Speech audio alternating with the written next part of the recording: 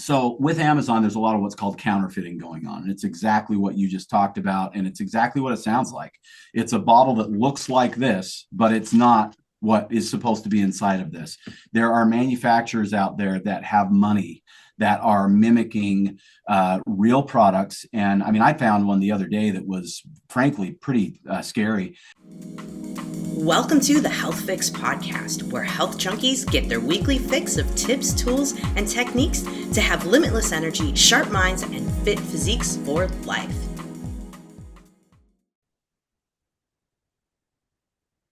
Hey, health junkies. On this episode of the Health Fix podcast, I'm interviewing Jared St. Clair. He's an herbalist and an expert natural supplement formulator with over 30 years of hands-on experience running Vitality Nutrition, a well-known health store in Utah.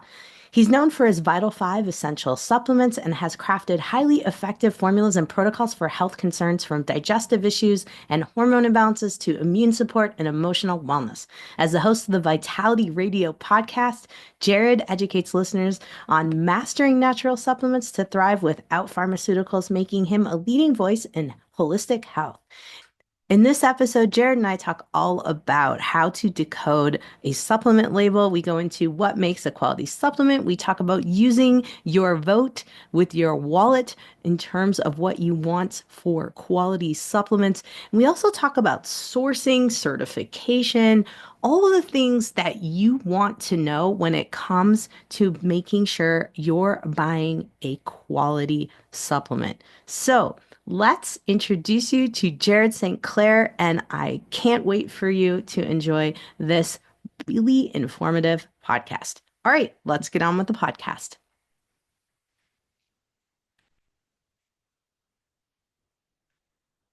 Jared St. Clair, welcome to the Health Fix podcast.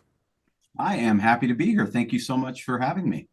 Well, I know we've got a lot to talk about just with your history of being an herbalist and working with supplements and having your own supplement company, all my favorite things, right? So I'm like, this is my jam. Now, of course, my first question I always like to ask folks, how did you get into being an herbalist, a supplement formulator? How did this come to you? Were you always interested in it? Were your parents interested? Give us the scoop. Definitely starts with my parents. So I grew up in a health food store, the same store that I own today. That's called Vitality Nutrition in Bountiful, Utah. My parents opened that store when I was 5 years old. And I started working there around 7 years old. And, the basic stuff that a 7-year-old can do, putting labels on products and dumping the trash and that kind of thing. And eventually, when I was 14, my parents decided that that was the rule for all me and my siblings, was that once we were 14, we could interact with customers and, answer questions and that kind of thing. So started doing that when I was 14. And then I loved it and had this crazy passion for it. It became like my favorite thing to do. And so by the time I was 15, almost 16, they actually turned the store over to me. I started managing the place as a teenager, and which is an interesting thing when you're in a health store. You got people coming in asking for all kinds of things and asking about all kinds of different health issues that aren't always maybe comfortable to talk to a 15-year-old kid about. But that was me. And I loved doing it. And I bought it from them when I was 22. That's 30 years ago now. And so it's literally been my life's work. Wow. I can imagine being 15, 16, and you've got people coming to you like with dire questions. And how were you like some days like, oh gosh, what do I do? Or had you heard your parents kind of answer and so you kind of already had like a repertoire in the brain of what to spit out based on what you've learned? Yeah, the good news was that back then, of course, there wasn't internet or anything like that, so it wasn't easy to there was no such thing as Googling stuff. But we had some fantastic herb books, some wonderful supplement books and things like that we could reference if we didn't know what we were the answer to the question that we were looking for or people were looking for. And I had my parents who had a lot of time under their belts working with people and their health issues. And interestingly, back then, having a health food store in 1977 in the early 80s was not a great idea if you're trying to actually make money, right? It wasn't really a business. It was more of a hobby. My dad worked full time to support the family. And the business was just kind of on the side. Now, I think when he started it, he had hoped at some point it would become the family business, and it did for my family, but never when he owned it. And so, and back in those days, we didn't have a lot of people coming in, and people were looking for really basic stuff. They just wanted healthier food. There weren't grocery stores weren't carrying organic stuff. They weren't carrying, whole wheat pasta was big way back then in health food stores, and you couldn't find it in, grocery stores. Nobody had ever even heard of gluten-free back then, right? So there was the world was a very, very different place, and most of the questions I got as a kid were pretty basic. I've got the sniffles. What do I do for that? That kind of thing. As things have evolved and the supplement industry has evolved, people have started to rely a lot more on what we do here at Vitality Nutrition to help them with more serious things. But I joke all the time, I was the 15, 16-year-old boy that occasionally I'd have somebody come in, a woman a menopausal woman ask for something for vaginal dryness or something like that. And at the time, they were embarrassed. I was embarrassed, and we just worked through it. Now I tell people, you can ask me about anything. I talk about poop. I talk about periods. I talk about all of it. It doesn't bother me, and it really hasn't for many, many years. But as a 15-year-old, it was a little awkward sometimes. I can imagine. I can imagine. I mean, I grew up, my mom was somewhat of a hippie, and so we would go to the natural food stores in the area, and I I was the kid, we would go to the bulk section, and I would be so stoked to get like the apricots and the mango and the pineapple or papaya or whatever. And then I was like, what are these other things? And so I started to discover like wheat berries and all these other things, and I couldn't have imagined, meeting another 15-year-old, in the same store and being like, hey, what can I do for my period? You know, Right. right? But at the same time, though, I've always found the local vitamin stores to be just a great source of information, non-biased and just fun, I guess, because you could ask like, hey, I'm going gluten-free. What kind of things do you have? Or hey, I'm off eggs. What do I do? And then you guys would have different things. And I think for a lot of people, even to this day, they may still not be sure what to do in those kind of situations. And I'm guessing you guys kind of have still the foundational things for folks going gluten-free, egg-free, dairy-free, things of that nature. Yeah, so what we actually did as the store has moved along and things like that have become more mainstream. I mean, you Yeah. can find lots of gluten-free options at Costco now, that kind of thing. We've Mhm. actually chosen to focus more on the supplement side of things. So we do have healthy foods, but more, I don't know, we have seasonings, we have apple cider vinegar, we have things like that. We don't do too much in the food area. We're mostly into vitamins, minerals, herbs, amino acids, protein, things like that is where we've chosen to focus. And really looking at over the years, it's funny because before you hit record on this, you were talking about how you may be making some changes to the approach to your podcast. And what you find is that as people start to demand different things, you kind of move with the demand, right? And the demand has become, hey, I really need more help with, therapeutically taking care of myself in, this situation or that situation. And we have people come in with everything from very, very simple things like a cold sore to much more comprehensive or concerning things, I guess you could say, like, Lyme and parasite issues and things like that. And so we've really chosen to focus very heavily on that end of things. And we've found that over the years, our client base is a much more informed client base. They have learned a lot through these types of shows Mhm. and are asking much more intelligent questions about their health. It's been a really, really cool thing to see. But to go back to your point, I love what you said about the local little store. And of course, I love that because I am one. But it's interesting because we have a website now and we're all over the country, and my podcast is all over the country. And about almost half of our business now isn't inside the state of Utah. But what I love about what we do, and that my parents started it way back when nobody was really in it for the money, is that there is a unique energy in that type of business. So I tell people all the time, even on my podcast, if you need something and you've got somebody local that does a great job, go shop with them. That's fine. I mean, yeah, I'd love you to come to me. Always happy to take your business, but just let's recognize that there are people in this business for a variety of different reasons. And when you can find someone who has that heritage that goes way back to the early days of supplementation, usually the energy of that place is very, very different than the energy of the place that opened up 5 years ago, that's a chain store, that's run by a board of directors somewhere. And that matters when it comes to their willingness and ability, I think, to help you with what you need. Absolutely, absolutely. Our local shop here where I grew up, I mean, it's family owned for generations. I think they Yeah, opened in the 60s. And one of the things that I found is like it's just like the hub for if you really want to get the insider knowledge that you're not going to pick up when you pick up something at Costco and you're like, well, right. I've got this mix for gluten free. Is it going to be hockey pucks or is it going to be like legit here? Whereas other folks just can give you little insights, which I absolutely love that concept. Now, let's move into supplements because obviously they're hot. We know, being my industry as a naturopath, I prescribe them.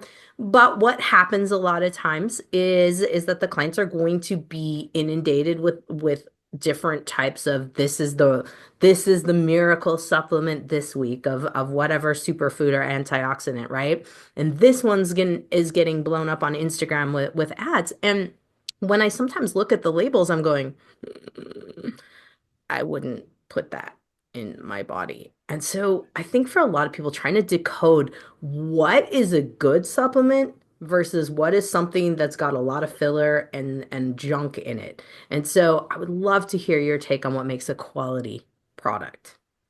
Yeah, well, first to address what you said about kind of the fad stuff, it's an interesting thing, right? Because now that we have social media, and especially in the world of TikTok, which I guess is back all of a sudden again. I don't know. I It's don't not. spend any time on TikTok, but it's been an interesting thing to see because some of it drives me crazy because it is just a fad and a cash grab. And other things are like, oh, this is actually really cool. For instance, castor oil packs. I'm a big fan of castor oil packs, but nobody was talking about castor oil packs until somebody started talking about it on TikTok. And now we sell more castor oil packs at Vitality than we have in decades. And so, in that way, that can be really, really great because I think castor oil packs have a lot of awesome benefits.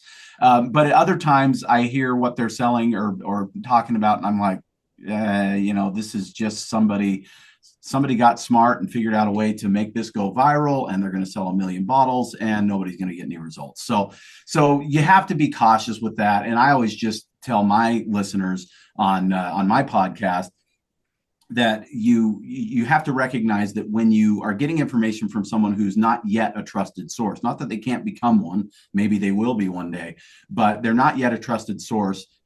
Do some vetting, check things out, look behind the scenes, see what their motivations are, and if anybody else is supporting what they're claiming, and especially if it's the hot new thing, because the hot new thing oftentimes is a hot new thing for 3 or 4 months, if that, and it's gone. And that's happened so many times since I've been doing this that it's impossible to count that high, right?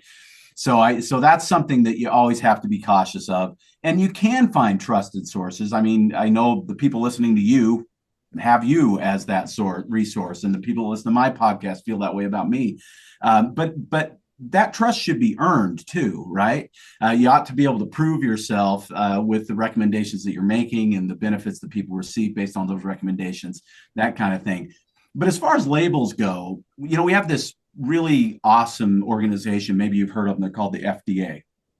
They're in Washington D.C. and Mhm. they're known as the Food and Drug Administration. And if you look at the food supply in America and the drug supply in America, they're doing a bang up job, right? Taking care of our health. And of course, I'm being as facetious as I know how. But they're also in charge of supplements. And interestingly enough, supplements are technically foods, according to the Food and Drug Administration, because essentially, if they're not a food, they're not a drug, then they're a food.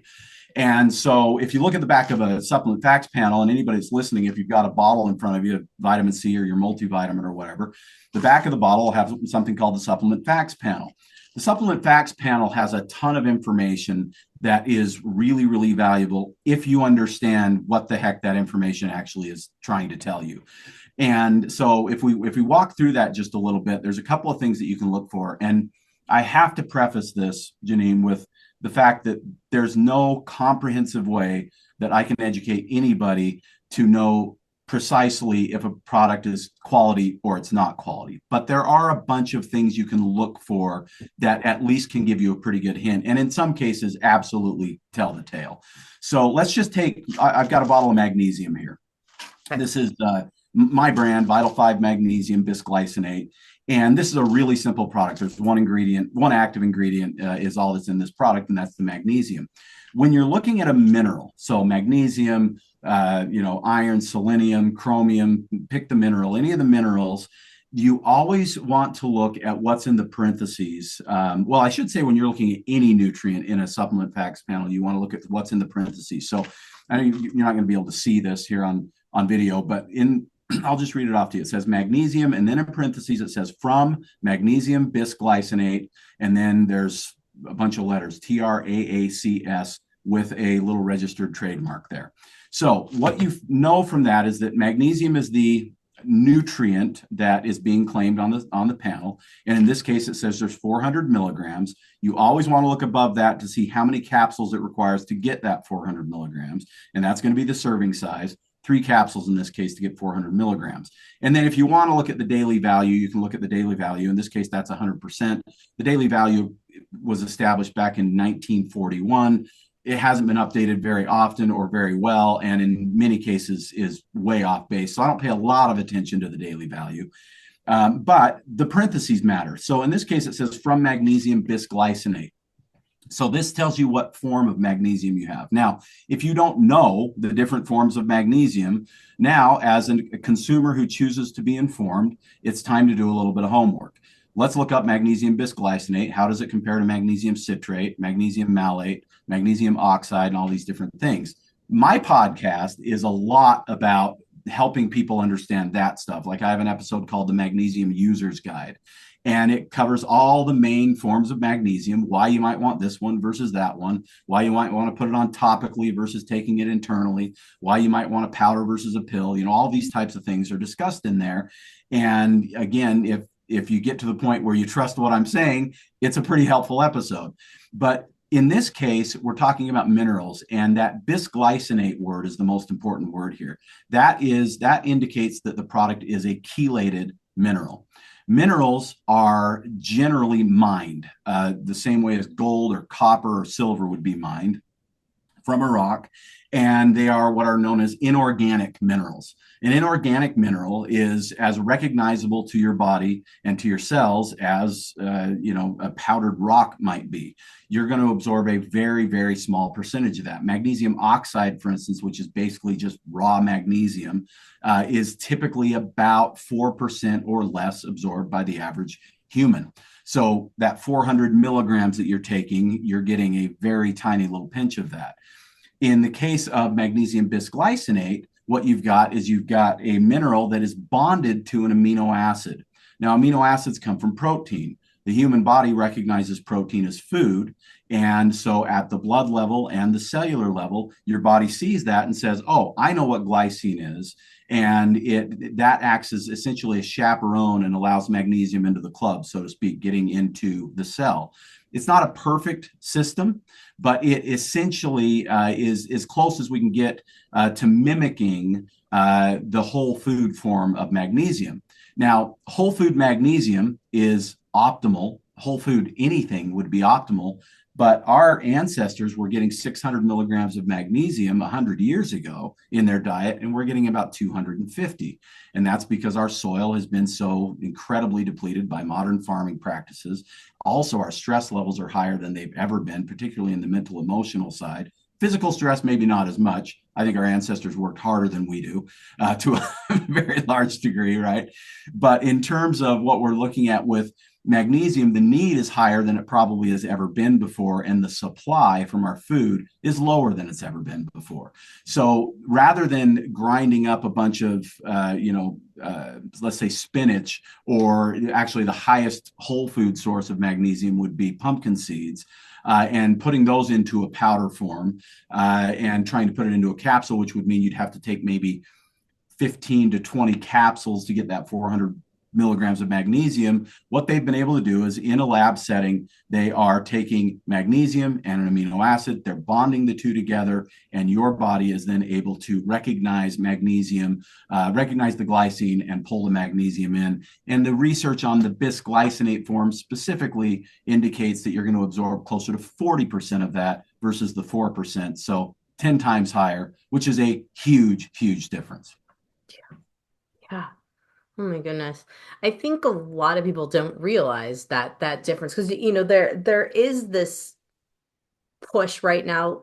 I'll say maybe not as much this particular year, but last year in the beginning and the years before, I've heard the push for like, no, you got to have whole foods vitamins. You can't have, the non-whole foods. I'm sure you've gotten that question too. Yeah, I did a whole show on that, and that's actually an interesting thing, because my personal assistant, who also edits my podcast, she's edited 300 shows or something like that at this point. I guess she didn't start with me when I started, but I asked her I just did my 500th episode last week, and I asked her, okay, what are your favorite episodes of all the episodes that you've done? And her favorite episode, she said, was that episode where I talked about whole food versus what I would consider to be optimally absorbed nutrients that are not whole food, because there's a number of ways that you can do that. Right. And the thing about whole food is fantastic. The body was meant to live on whole food. That's elementary, right? We all understand that. Supplements, though, have become a necessity over the years because of modern lifestyles, toxins, and so many other things.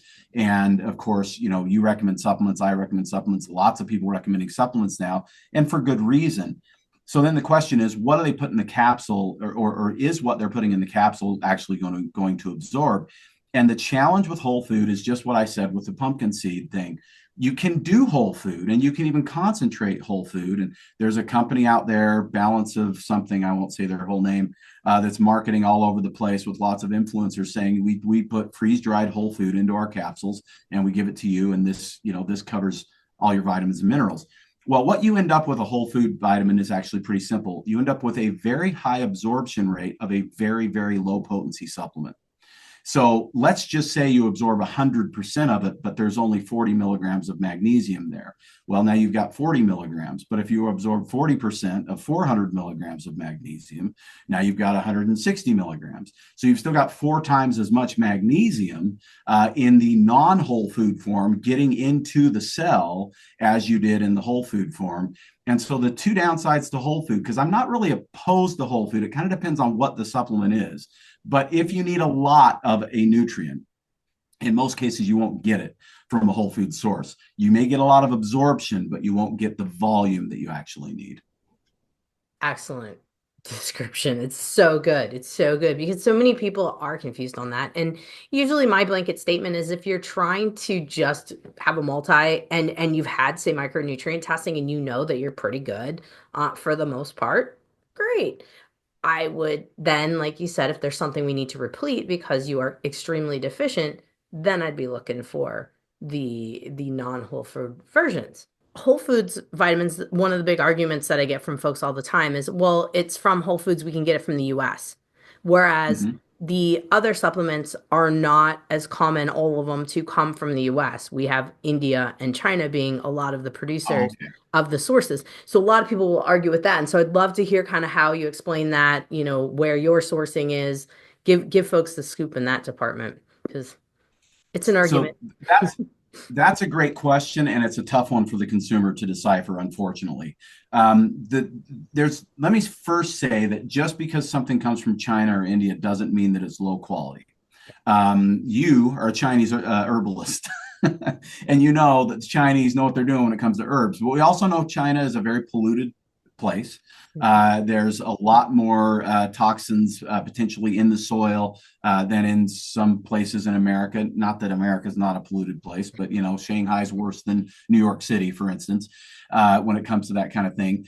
And there's a general consensus that because it comes from China, it's cheap and therefore it's not as good. Now, in some cases, that is 100% accurate. I'll give you an example that's a supplement that's one of the most commonly used supplements in America, creatine, which is used by everything from bodybuilders to seniors to maintain muscle mass and things like that. As a general rule, Chinese creatine is pretty low grade creatine. It has more impurities in it. And so you're going to get more than just creatine with your creatine. I wouldn't go as far as calling it dangerous, but it's not as effective. It's not as useful. And there is some stuff in there that you probably don't want in your body. For whatever reason, Germany has become the best source for creatine. There's a couple of companies or of manufacturers over there in Germany who make the very highest grade creatine available, even better than anything that's currently made here in America. So in the case of creatine, America is not as good, and neither is China. But in the case of Chinese herbs, in many cases, you can only get them from China. And it's important to understand a couple of things. And what I would encourage people to look for, it's not always going to be on the label, but it ought to be on the label. In fact, Jannine, I'll tell you something I'm embarrassed about. It's not on all of my labels, except because it was a complete oversight when I started designing some of my labels. But there's something called CGMP. That's Certified Good Manufacturing Processes. That is a handshake agreement that the supplement industry has with the FDA. It's not the law. You don't have to follow good manufacturing processes.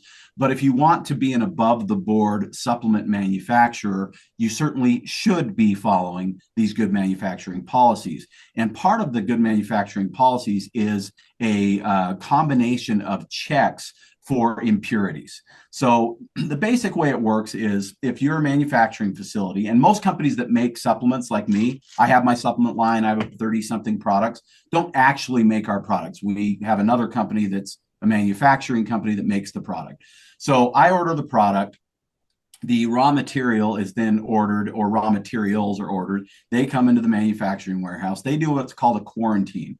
At that point, they quarantine the product while it's being tested for heavy metals and microbials and things like that to make sure that it falls within the standard of what's considered safe here in America. And those standards, I think, are actually pretty good. Some things the FDA does better than others, but I think those standards are pretty solid. And so at that point, once it passes, then they can move to the next stage and start manufacturing the product. Because most products are blended with a variety of different ingredients. I just mentioned my magnesium as a single ingredient supplement, but my multivitamin has 60 plus ingredients in it. So you're putting a whole bunch of different stuff in the vat. They're blending it all together. Then they actually do an additional testing cycle at the end to make sure that not more microbials haven't popped up, or the combination of all the ingredients together haven't put it over a heavy metal limit or something like that. And that is all done under CGMP, but also within CGMP is the ability for the FDA to come in pretty much whenever they want and inspect the facility and say, okay, show me your papers. Is everything the way that it's supposed to be? And so what we've done at Vitality, and what a lot of really great manufacturers, and I would dare say most manufacturers in America are doing, the problem is there's a lot of them that aren't doing it as well, is they're hiring manufacturers that are following CGMP and have a third party, not the FDA, but an additional third party that's actually looking at their practices and making sure that they're dotting all the I's, crossing all the T's. So I mentioned that not all of my formulas have that on the label because I just, for who knows what reason, maybe because I'm a scatterbrain by nature, didn't put it on there. But we use a manufacturer that does all of that. All of our labels are currently being redone, and it will indicate that. So when you're looking at supplements, you want to look for that CGMP. That's a really, really useful tool to give you an idea because while it isn't the law to be a CGMP manufacturer, it is the law that if you state it on your label that you are, and that you're certified and doing that correctly. Absolutely something I look at. Sometimes I'm looking at NSF safe too. for And NSF would be one of those third parties I mentioned, yeah, which yeah. is even better than CGMP if you can have both things. Yeah. And ours are actually made in a manufacturing lab that is NSF and CGMP. So, and which is about as good as it gets. There's a couple of other companies like NSF that do great work as well. But if you look for CGMP, I think that's the basic standard that I think is you should feel relatively comfortable at that point. If you're not seeing that, and it's a brand you don't recognize, and you have no real, understanding of what this company is doing, then that's where I think at least a red flag should pop up, and you should do additional research. If not, just push that one to the side and go find one that covers those bases. Yeah. I think that's really important because we do see a lot of that with Amazon and you're like looking at it, you're like, I don't know, you have to go to a lot of people don't necessarily know they've got to go to the store that goes with the brand they're looking for at the very least. But we've had a lot of episodes lately in my practice in terms of getting knockoff things and weird Yeah, smelling things from Amazon. And so it's one of those things where I kind of go back to, in a pinch, it might be useful if you need something really fast, but you got to be very careful. Do you have Amazon guidelines for folks? Are you guys on I Amazon? actually we are not on Amazon, and I've chosen to do that for two reasons. It is better for business to be on Amazon. Period. You're going to sell more products. You're going to have the benefit of potentially getting a nice, 4.5, 5-star rating on your products, so people can look at reviews and determine if other people have liked your products, all this kind of stuff. But I have a pretty rigid standard for what I do with my brand and with my store. So Amazon, we'll start there, and then if it's okay and we have time, I'll tell you a little bit else, a little other story that I think is really valuable for consumers to hear. So with Amazon, there's a lot of what's called counterfeiting going on. And it's exactly what you just talked about. And it's exactly what it sounds like. It's a bottle that looks like this, but it's not what is supposed to be inside of this. There are manufacturers out there that have money that are mimicking real products. And I mean, I found one the other day that was frankly pretty scary. There's a brand called Terry Naturally. I don't know if you're familiar with them. Yeah, They make a product called yeah, Curamed. yeah. It's my personal favorite turmeric product. I love that product, and we've sold thousands of bottles over the years here at Vitality. Soft gel capsules are expensive to make. You have to make 1 million or 2 million at a time minimum, and in some cases even more, depending on the manufacturer. Some manufacturers require 5 million capsules. The reason I say that is this is a soft gel. This counterfeit product was a soft gel capsule, which means the company that is making this counterfeit made thousands and thousands of bottles of these, which means they have money behind what they're doing. They have a label that looks just like Terry Naturally's label. They have a bottle that looks just like their bottle. The capsule doesn't look just like it. It's actually a different color, so you can tell there. And of course, the lot number and all that don't match up with what Terry Naturally is doing. The problem is, as a consumer, if I had not taken the product before and I opened that bottle, I would have no idea it wasn't what they said it was. And if I, as a retail supplement store owner, had opened that bottle and had never seen the inside of another bottle, I would have thought it was a legitimate product. It passed all the tests. It looks exactly like it was supposed to look. It's coming from Amazon. This has been going on for about a decade now. FDA knows about it and has done nothing about it. Amazon knows about it and has done nothing about it. For that reason alone, I won't sell on Amazon, because they get about 15% to 30% of what you sell on Amazon, and I don't want to support them with my customers' money. It would be probably a more financially wise decision to be on Amazon, but I've chosen not to for that reason. If you buy my products, you're going to know that they're legitimate products, and you can get them, directly from us. And the only other people I sell them to is people like you. I sell them to practitioners, and I sell them to health food stores, independent health food stores, and that's what we've chosen to do. That's the approach that we've taken. The other thing that's happening with Amazon that's as bad or worse. There was a study done, and an independent supplement company called Now Foods did this study. They bought the top 33 berberine products from Amazon, and they went and paid the money to have each one of them analyzed to see what was actually in them. Two products of 33 actually got close to the label claim. None got 100% of what the label said, but 2 were within 90% of the label, which is actually within the legal limit, 90%. And so they had 90% berberine. Those products would probably work fine for people. They're a little weak, but nothing terrible. The vast majority of the products didn't even meet 50% of what the label claim was, and there were 5 products that had 0 berberine at all.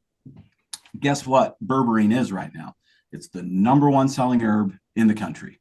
And as the number 1 selling herb in the country, every fly-by-night shyster is going to go out there and they're going to try and make their bucks. And Amazon and eBay are the very, very best places to do that. Walmart.com is another notorious place for this. So those are the big 3 that we're seeing it a lot. That's not to say you can't buy quality supplements on Amazon. You did make a really, really good point. If you're going to buy, let's just say Terry Naturally again, if you're going to buy Terry Naturally's product, buy it from the Terry Naturally store on Amazon. They are essentially controlling all of that, sending their product to Amazon, Amazon sending it to you. In most cases, that's how it works anyway. You'll sometimes pay more for it, and that's okay because you're getting the real McCoy. And that should also be a red flag. If it seems too cheap on Amazon, it's probably not the real thing. Yeah. And it's disheartening to me because I know that a lot of folks are trying to save money. Let's face it, you get 5 supplements and you're about $200 deep, sometimes more depending on where you're at. And so looking for a good deal is what folks, are intending to do. And then what kills me is then folks will be like, well, my protocol didn't work. And it's like, where did you get the supplements? Yeah. Because I use Full Script, which is a third party company you've probably heard for naturopaths and different functional medicine providers. That's one of my main things. But yeah, if someone has to get something from Amazon because we need something in a pinch, it's disheartening. It just sucks that we have to deal with that.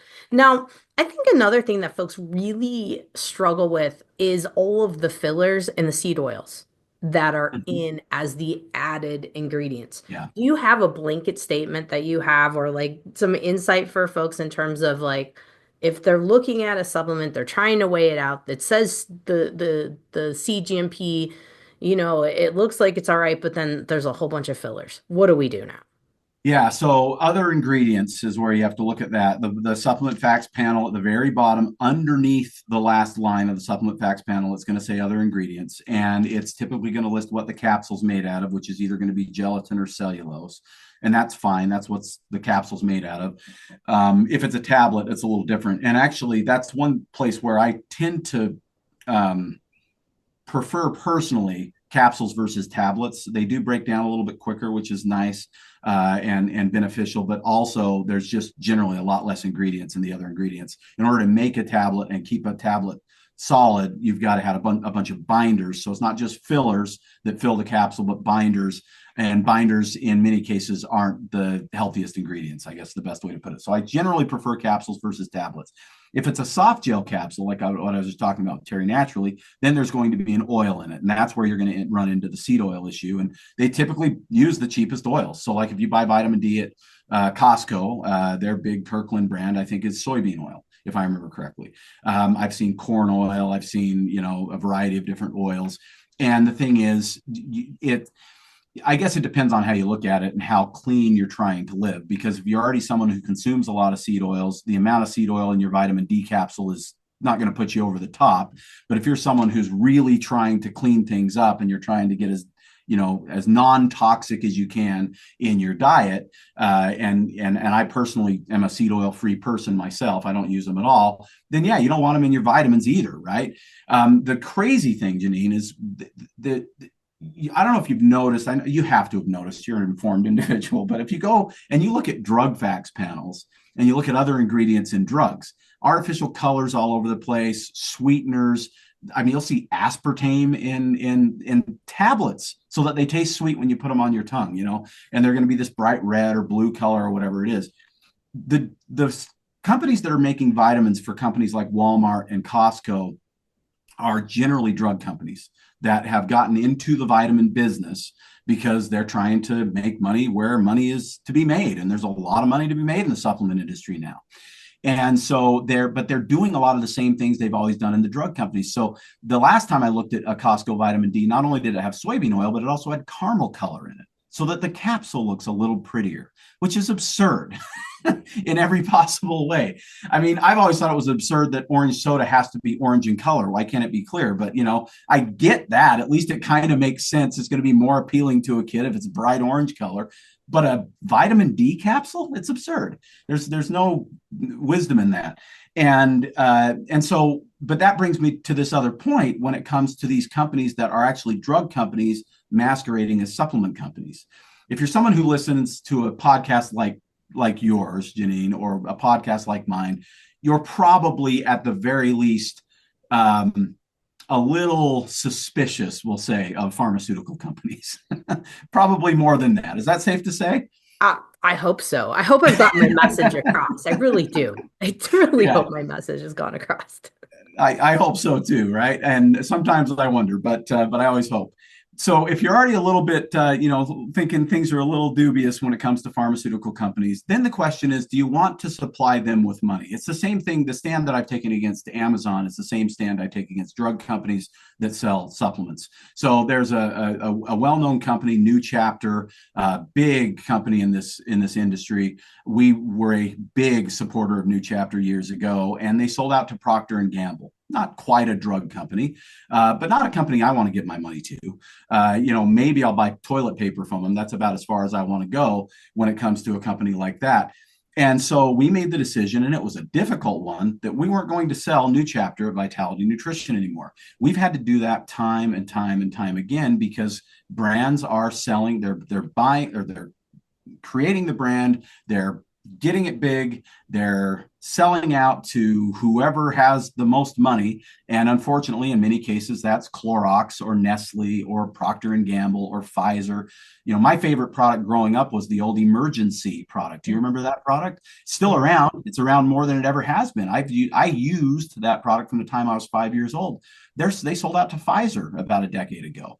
I'm not going to give my money to Pfizer. It's just not something I'm willing to do, and I don't expect consumers to necessarily know that information. But there are really, really good assets out there online, including podcasts like ours, where you can learn that information. And then once you've learned better, do better. But that's why I'm not going to buy a supplement from Amazon. It's why I'm not going to buy a supplement from Costco. It's why I'm not going to buy a supplement, because even if it's a good quality supplement, the biggest vote we have in this country, we just barely had an inauguration, and half the country thinks it's awful and the other half thinks it's great. The vote that you have that matters more than any other vote is where you spend your money. It's as simple as that. 100%, 100%. You might have seen my Instagram post yesterday. It's true. It's how you spend your money. A lot of people, are hung up on the whole politics things. I'm like, no, your wallet is where you vote. That's Yep. 100%, especially when it comes to your health. And if you're mad about, this FD&C red number, whatever, not being pulled, and the only thing being pulled, it's like, don't buy this stuff. Don't just Yeah, stop don't buying. keep giving them your Right. money. That's the thing. If they're poisoning you with one hand and then healing you with the other, that's not. We talked about energy. And I know you are a believer in energy and chi and all of these different things, because I've heard you speak about these things. And I am too. I really believe that the energy with which the supplement is actually created matters. What's the intention of the person that's actually developing that product? Are they intending to help the people they sell it to, or are they intending to confuse the person with their marketing pitch and sell them whatever they can for the least amount of money so that they can make the highest margin possible? And that matters, because even if a company is putting out a good quality product, I'll say quote unquote good quality product, if the energy behind the product is not a healing energy, I think that actually matters. That might sound woo woo to some people, but I think there's something to it. Absolutely. Absolutely. All the in exchange in all of these different realms. And that's why, the more I learn, the more I'm starting to move towards, independently owned brands, folks who Mhm. aren't selling out, because yeah, that's the number one thing I say to folks, you know a lot of the big supplement companies, but you don't know who owns them. Yeah. Nestle and pure encapsulations for one of them. Perfect Just example. thinking about that. Not that I don't recommend it in a pinch, but the energy there is something to think about, like you said. Yeah, it's not the same as it once was, when the people that started it were in there, and usually in most cases I think doing it for the right reasons. And so even if they don't change the formula has changed to some degree, right? Energetically speaking. And again, just ethically, where do you want your money to go? And it's a shame because some of these brands are fantastic brands. I loved New Chapter. Pure Encapsulation is a great brand. And one other little rule of thumb for consumers: if you're looking at a product and you're wondering if it's good, do that Google search. Who owns Pure Encapsulations? Who owns Solaray? Who owns Nature's Way? Whatever it is. And then once you figure out who owns them, if it's obvious and you see Pfizer or Nestle, you know right there, okay, this isn't the company that's concerned about my health. But if it's not obvious, it's GSK this, or, well, that's a drug company, but, Right. Glass. if it's not obvious, it's some, initial thing. Look behind the initials, figure out who actually owns it and what are they doing with the company. Because I'm happy to work with a company that has a board of directors. That's fine. If the people behind the company and what they've proven to me over the years is that they actually are trying to produce legitimately good products. But as much as possible, exactly what you said, Jannine, I'm looking at the independent company. I'm looking at the company that's still owned by the people that started it.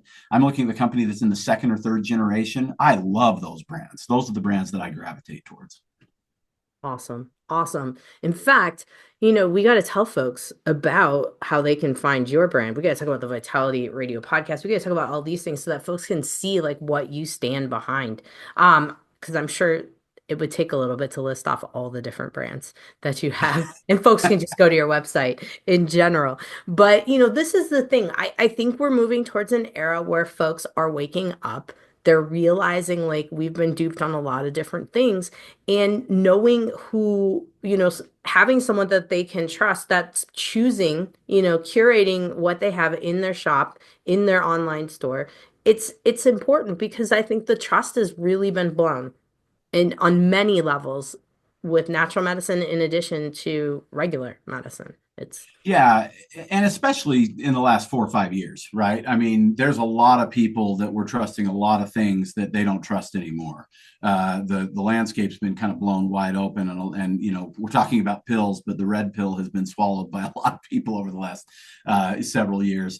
yeah. And the problem is you can get very, very bitter. You can get angry.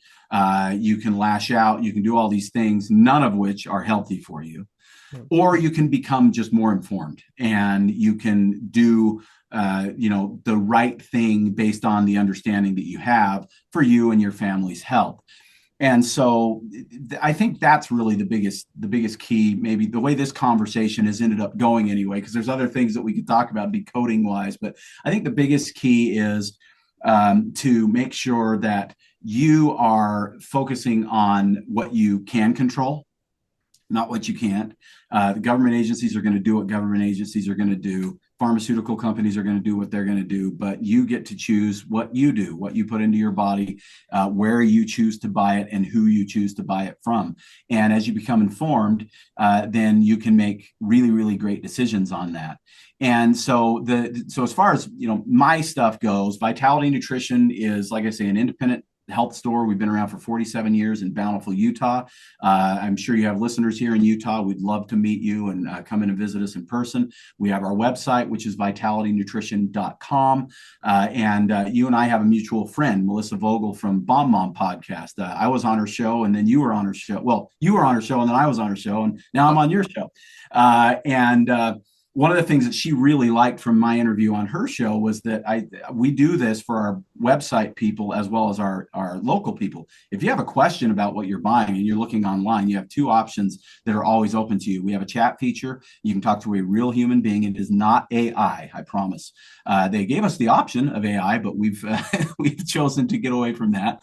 So you're going to actually end up talking to me or my son about 95% of the time. He's been working with me for 10 years and is very, very well versed in this stuff. stuff. And we're happy to chat with you. It isn't always instant because it's just two of us and we're running a business, but we'll always get back to you. Or if you want something a little more instant, give us a call. 801-292-6662 is the phone number, and a real human being that has real answers will be more than happy to answer the phone and help you out.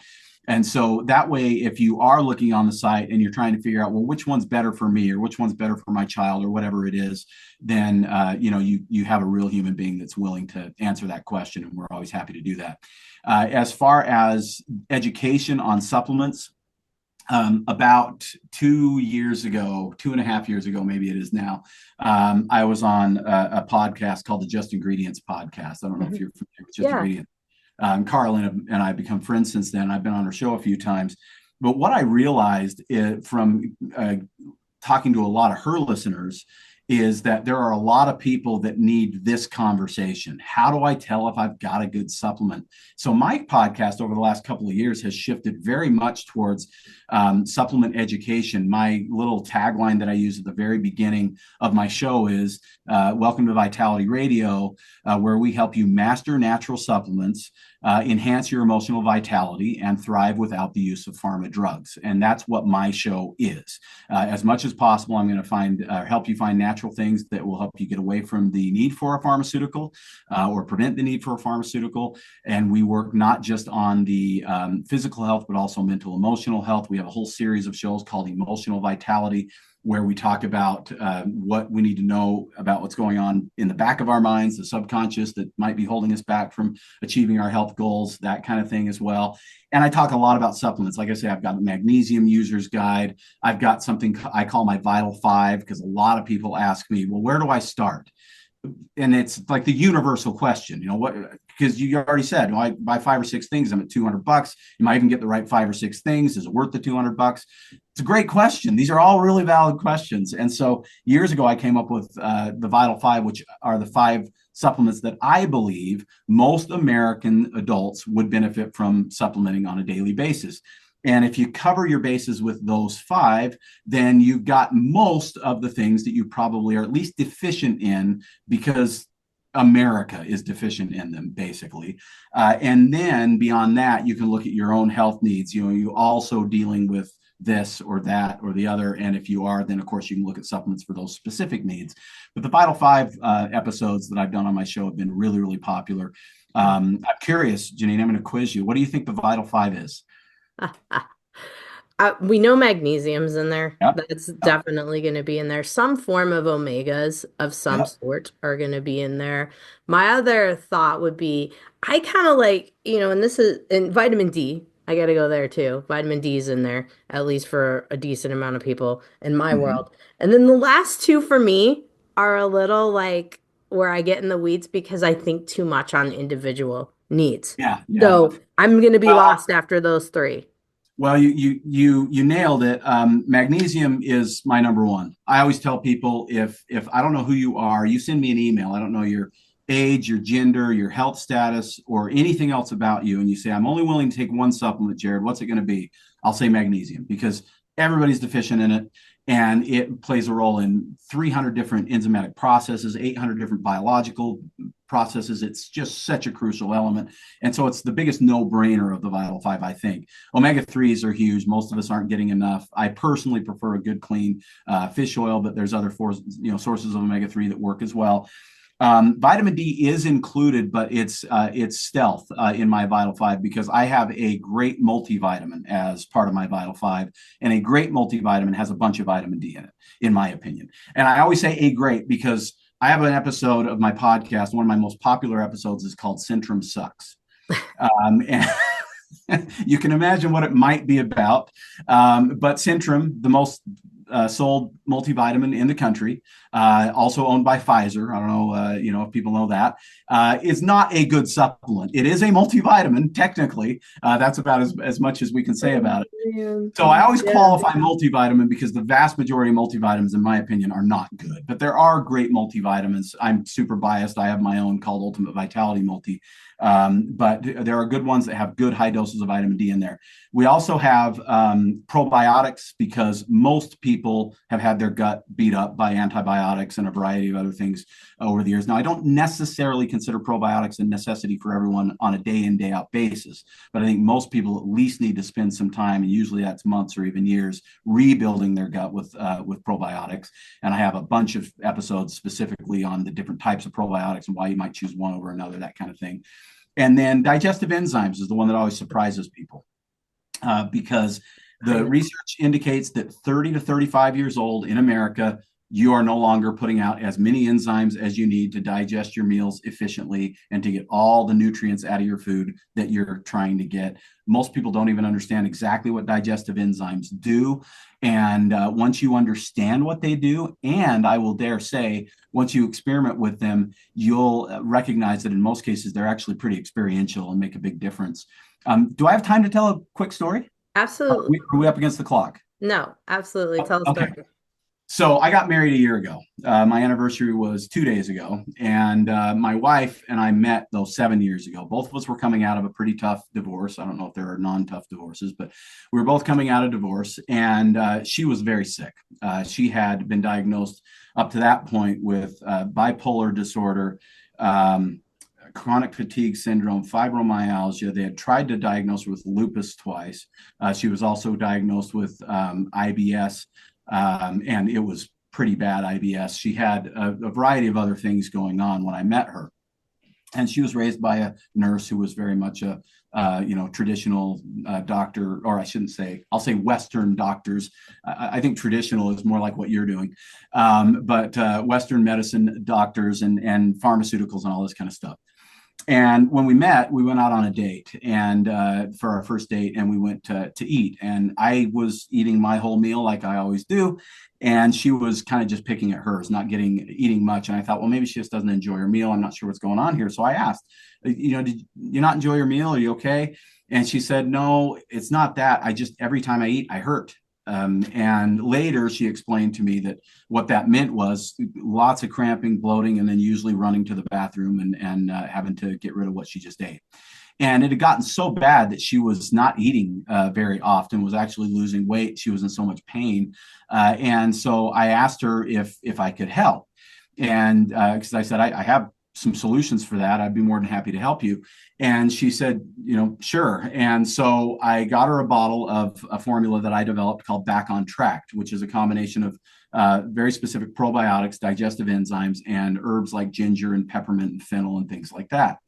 And I gave her that bottle. Now, as a little warning to your listener base, when you go out with a strange man on a first date, don't take supplements from him. No drugs, no pills. No, that's a terrible idea. Even if your stomach really, really hurts. But really, we did get it off the shelf at my store where my regular customers shop, and I guess she felt like it was safe. So I gave her a bottle of Back on Track. She texted me the next day after lunch, which is the first meal she ate that day, and she said, "This is the first meal I've eaten in years that didn't hurt." And I always, tell people it's Back on Track that helped me find my wife. That is our love story, or at least that's the genesis of it. The rest of it's actually really good, the rest of the story. But that's the part that I like to share, because when people are not super familiar with digestive enzymes, they don't recognize, because the probiotics in there did not help her feel good right then. Probiotics take time. The enzymes are what made the difference. And that's still her favorite product. It's still the favorite formula I've ever developed. So anyway, that's the Vital Five. And, what I typically recommend people start somewhere in that range anyway, depending on what's going on with their health.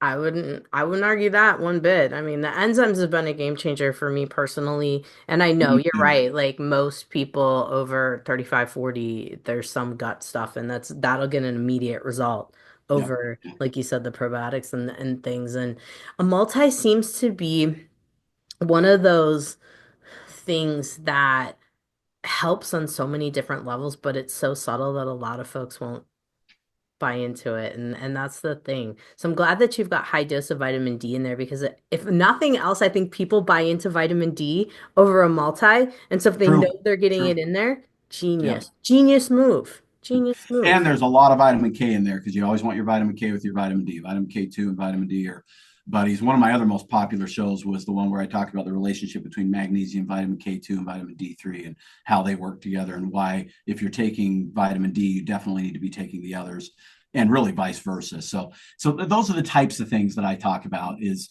just as much as possible helping you become a more informed consumer of natural supplements because there are a lot of pitfalls, there are a lot of traps, there's a lot of marketing, tons of influencers out there pitching the newest hottest thing and saying they've been using it for years and it's changed their life, and that's not always not true.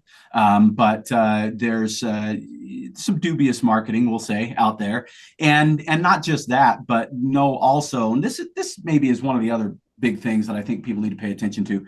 If you do hear all the big guys out there talking about it, all the podcasters talking about it, it doesn't mean it's a bad product. In fact, I would dare say in many cases, these guys can promote anything they want.